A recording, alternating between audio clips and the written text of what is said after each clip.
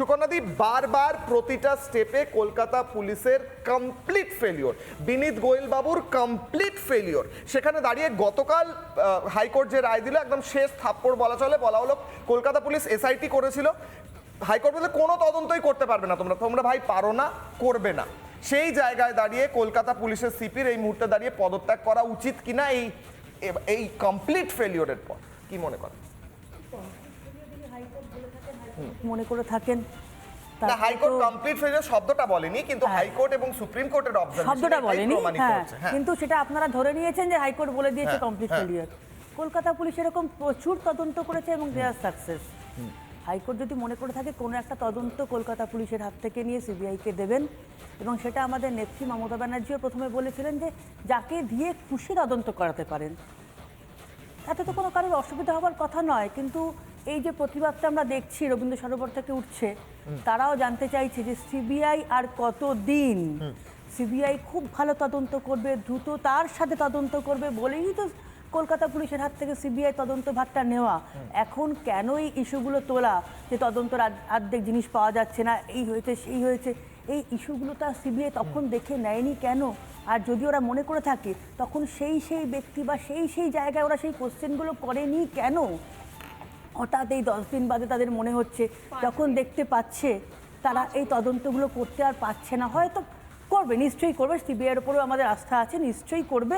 তো হয়তো দ্রুত করলে আমরা আরও বেশি অনেক কিছু জানতে পারতাম, দেখতে পারতাম, সিবিআইয়ের কাছে আমাদের সেই আশাটা ছিল। কিন্তু দেখছি এই যে প্রতিবাদীরাই বলছে, প্রতিবাদীদের মুখ থেকেই আসছে যে তারা সিবিআইয়ের উপরে এখন আস্থা রাখতে পারছে না।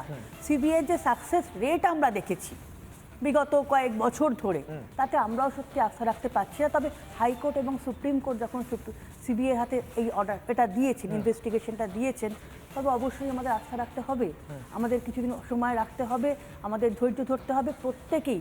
এখানে দলমত নির্বিশেষে আমরাও চাইবো যাতে কোনো রং না লাগিয়ে প্রত্যেকে we want for justice. Exactly সুকন্যাদি, আমি আরো একবার জিজ্ঞেস করব, একদম ছোট আনসার, তারপর আমি দেবাশিস বাবুর কাছে যাব। সুকন্যাদি, একটা পুলিশ ফোর্স, যে পুলিশ ফোর্সের বিষয়ে সুপ্রিম কোর্ট বলছে আমি 30 বছরে আমি দেখিনি, জাজ বলছেন যে এরকম কোনো পুলিশ কাজ করেছে, সেখানে দাঁড়িয়ে সেই পুলিশ ফোর্সের মাথায় যিনি বসে আছেন তার দায়িত্ব নিয়ে পদত্যাগ করা উচিত কিনা, আপনি কি মনে করছেন পার্সোনালি? 30 বছরে হ্যাঁ, এরকম মেডিকেল কলেজে একটা এরকম ঘটনা ঘটেছে, অত্যন্ত দুঃখজনক ঘটনা, লজ্জাজনক ঘটনা আমাদের পক্ষে, মেয়েদের পক্ষে, সত্যি এটা খুব দুঃখজনক। সেই ঘটনা নয়, আমি বলছি পুলিশের রোল।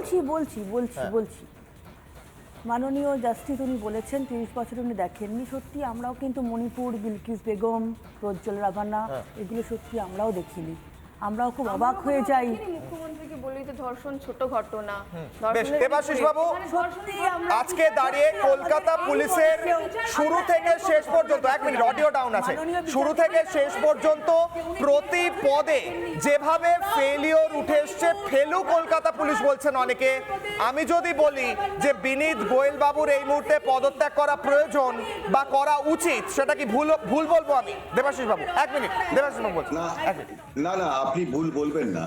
আর শুধু একটা জিনিস মাথায় রাখতে হবে কিশলয়, যে বিনীত গোয়েল নিশ্চয়ই ইনডিসিপ্লিন নয়, মানে উনি যে কোনো ডিসিশন নিয়েছেন, তো সেক্ষেত্রে উনি তো পুলিশ মন্ত্রীর সঙ্গে ডেফিনেটলি কথা বলেছেন, কথা বলে ডিসিশন নিয়েছেন, নাকি উনি পুলিশ মন্ত্রীকে মানেন না, পুলিশ মন্ত্রী ছাড়া ডিসিশন নিয়েছেন? যদি আগে এটা বুঝতে হবে, যদি এটা হয় তাহলে পুলিশ মন্ত্রী কি করছিলেন?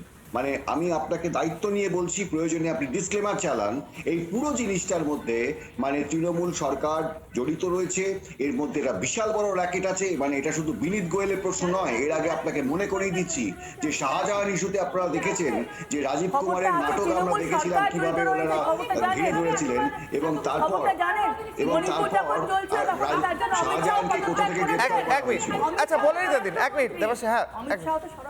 হ্যাঁ, বলুন, দ্রুত শেষ করুন দেবাশিস বাবু, ব্রেক নিয়ে আমি ফিরবো আবার। দেবাশিস বাবু 10 সেকেন্ড, স্কাইপে আছি, আমাকে কথা বলতে না দিলে কথা বলতে পারবো না। 10 সেকেন্ড দেবাশিস বাবু, সুকন্যাদি রিকোয়েস্ট করবো এইটুকু গণতন্ত্র মেনটেন করবেন। পশ্চিমবঙ্গের বুকে অন্য গণতন্ত্র তো নেই, কথা বলার গণতন্ত্র দেবেন, কথা বলার গণতন্ত্র দেবেন।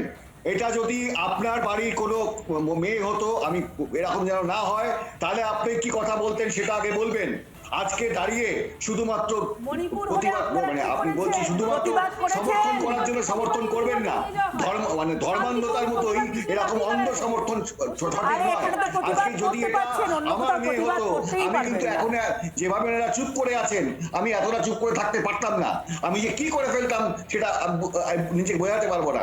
মানে বোঝার চেষ্টা করুন, একটা 30 বছরের মেয়ে যে এতদিন তিল তিল করে বড় হয়েছে, যাকে বাবা মা এত কষ্ট করে মানুষ করেছে, যে যে একজন ডাক্তারের মতো পরীক্ষায় পাশ করে ডাক্তার হয়েছে, তাকে এভাবে নৃশংসভাবে হত্যা করা হয়েছে এবং এর পিছনে এত বড় র্যাকেট কাজ করছে। ঠিক ওটা আজকের র্যাকেট। নয়, দেবাশিস বাবু সরকারের সঙ্গে একটা থাকুন।